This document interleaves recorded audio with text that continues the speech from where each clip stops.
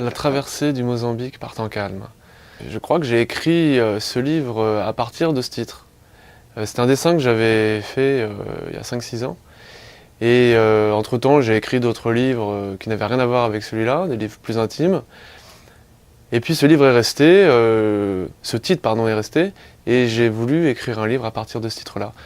J'ai inventé une histoire, une aventure un peu folle, qui à la fois suivent les règles strictes de l'art, du roman d'aventure, mais qui en même temps part un petit peu dans tous les sens, en dérapage contrôlé permanent, avec des personnages caricaturés, qui ressemblent à des personnages d'aventure, des fiers à bras, un capitaine au long cours, mais que j'ai humanisé à tel point que ce ne sont plus du tout des personnages de roman d'aventure, ce sont des êtres humains ordinaires qui ont des petits problèmes au milieu d'une grande aventure. Alors pourquoi le Mozambique? Parce que je crois que c'est peut-être le seul endroit où le livre ne peut pas se passer. Le livre peut se passer n'importe où, sauf, je pense, au Mozambique. Et donc il fallait que je trouve l'endroit où on est sûr que ça ne se passe pas. Mais en même temps, ça peut se passer au Mozambique. C'est ça où c'est amusant. Donc le pacte est ouvert. Et je crois que c'est juste par euphonie, Mozambique. Je trouvais que ça sonnait bien. Alors je suis parti là avec le Mozambique. Je ne sais pas pourquoi, hein, Mozambique. J'ai découvert le roman d'aventure en écrivant ce livre.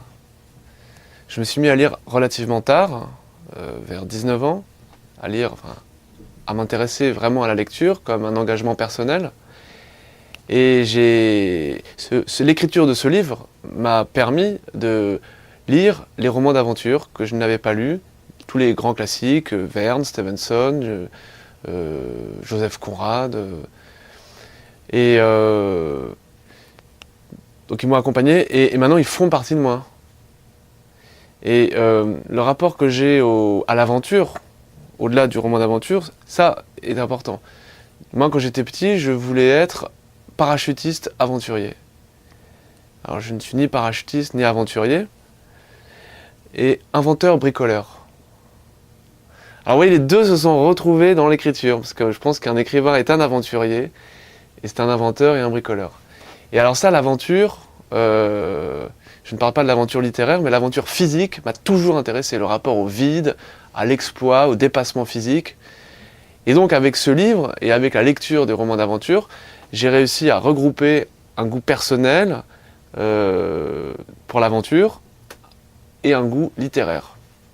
Donc je me suis bien amusé, j'ai mis en place mes personnages, j'ai regardé où est-ce qu'ils pouvaient aller, quelles étaient leurs limites, et à chaque fois qu'ils arrivaient au bout d'une limite, moi-même j'étais dans l'impasse, et à chaque fois je m'amusais à trouver une porte de sortie.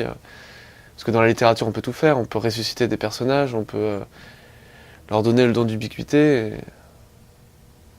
C'est un roman d'aventure, alors moi j'ai tendance à dire que c'est une parodie de roman d'aventure, mais par humilité par rapport au genre du roman d'aventure qui existe. Mais je crois avant tout que c'est un roman d'aventure qui ne ressemble pas au roman d'aventure traditionnel. Donc c'est pour ça que je dis une parodie de roman d'aventure, mais c'est un roman d'aventure moderne. Et quand je dis moderne, je ne parle pas de l'aventure sociologique moderne, d'un aventurier comme on peut l'entendre, un aventurier moderne d'aujourd'hui, urbain ou médiatique ou je ne sais quoi, dans les médias. Non, je suis dans une aventure classique, on est vraiment dans des explorateurs qui partent en bateau, qui marchent dans la jungle, mais avec un ton moderne et des personnages qui appartiennent à ce siècle.